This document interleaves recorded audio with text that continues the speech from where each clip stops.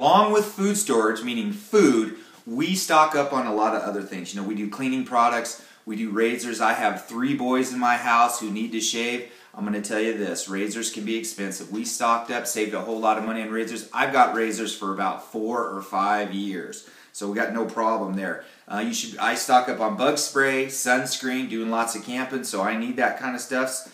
I stock up on propane. I've got 2 or 3 big containers of propane in case something goes wrong or we need to be cooking outside or inside. Allergy medicine, stock up on garbage bags, laundry soap, light bulbs. Man, those awesome twisty light bulbs that save energy. We bought a whole bunch of them for 50 cents. Those are regularly like $8 or $9, man. I bought every one of them that I could. I've got light bulbs for a good 2 years. Now, a lot of you might not have the money to be able to buy a whole bunch of stuff right off the bat, and I understand that. So what you should do is choose 1 or 2 things every time you go to the store that is going to be your food storage. I like to put them on my cell. I have a list on my cell phone of all the food storage stuff that I need, and so that I can look and see what we need. And if you don't have a lot of money, just like cereal, just buy 10 boxes of cereal. And just call it good if that's all the money you have. But you start somewhere and you slowly build up. But once you build up, you got to take care of it. You got to look at the expiration dates. You can't just leave it in there. So make sure that you're constantly looking at it. It's like making yourself a little store in your home where you can go and get something off the shelf if you need to. We've got so much stuff that I don't even need to go to the grocery store. And what does that mean? It means it saves gas, it saves time. I can do other things because all I have to do is walk to the closet and grab myself a new bottle of ketchup, while most people in the country have to go to the grocery store every minute, run an errand to go get something at the grocery store because they forgot about it. And that's no way to live. I always get batteries and utensils as well. So if we're going just regular shopping for milk, I'll always put in a package of batteries. I have a ton of batteries because I feel you're going to need them. Last thing I want to tell you, don't tell other people about your food storage. Looks like I'm the idiot here talking about my food storage, but I'm trying to help you. Don't talk about your food storage. Why? Because in a disaster situation, all of your neighbors all around are going to come and ask you for stuff if they know that you have so much food storage.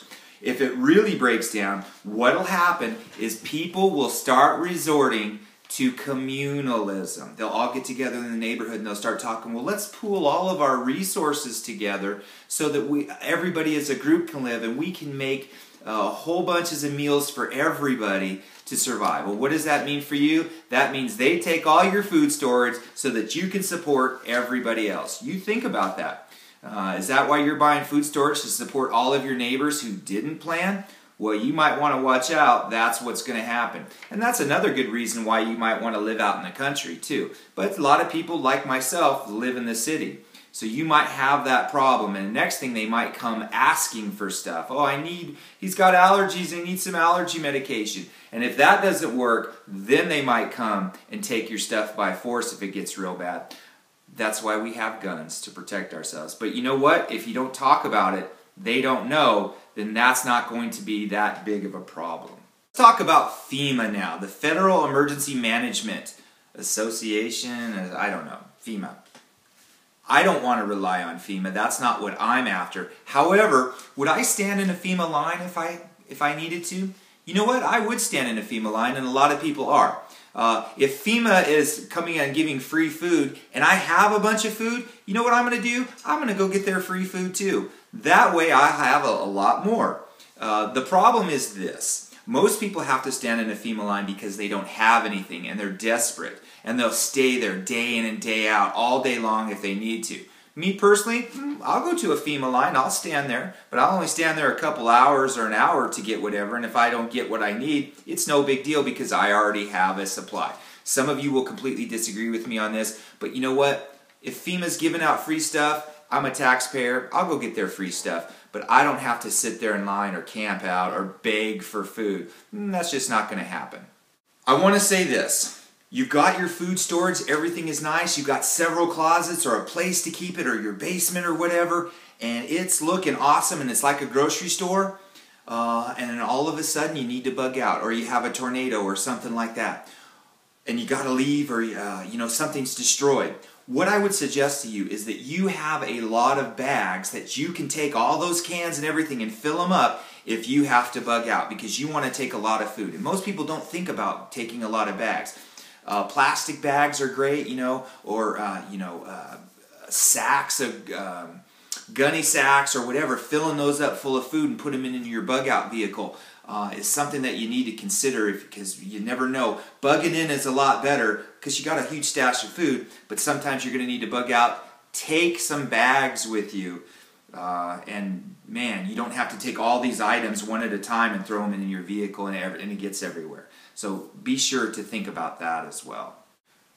Let's talk about your long-term food storage. I'm talking MREs and your dried food.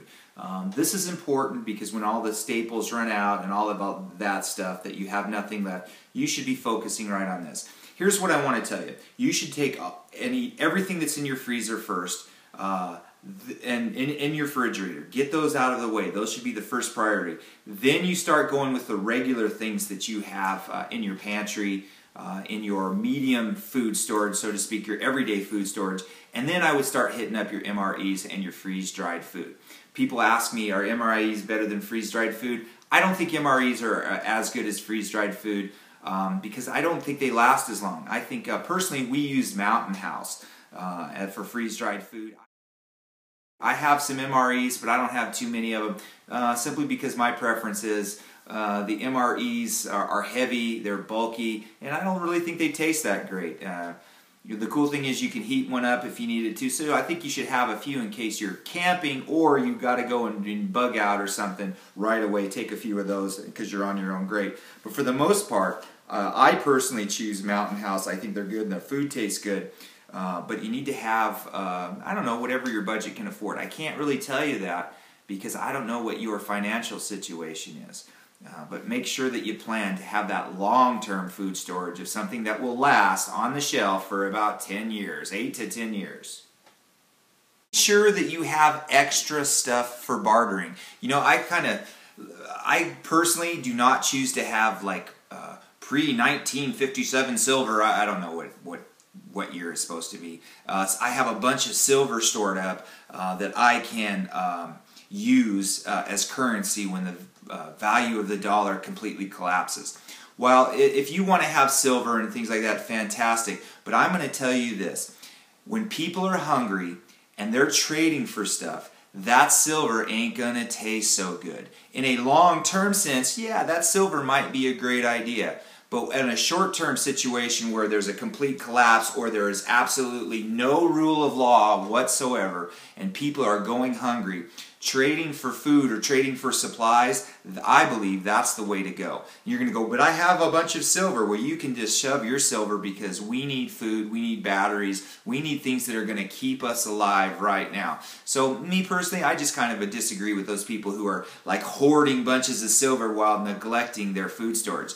Have extra batteries, because extra batteries you can barter with. Same with ammunition, same with alcohol. And if you're even going so desperately and you want to be totally awesome at it, buy cigarettes too. And a lot of people will want to barter for cigarettes. But have a barter amount that you can barter, and you'll live a lot better in some kind of disaster situation.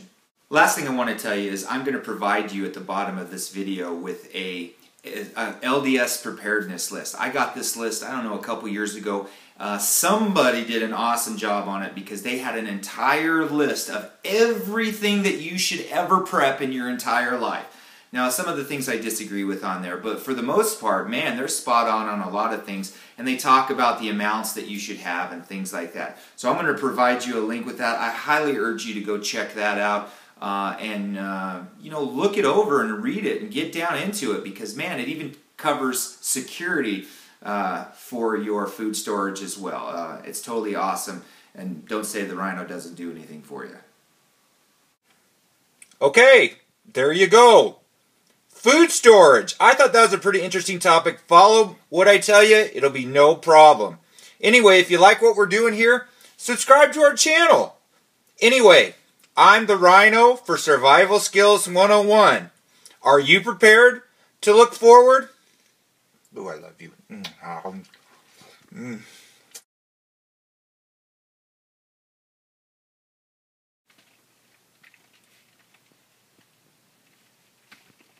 How's that?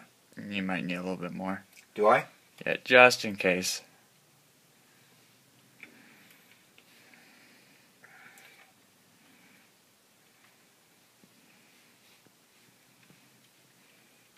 Be a man about it, come on. Well, I don't want to wreck it, so how's that?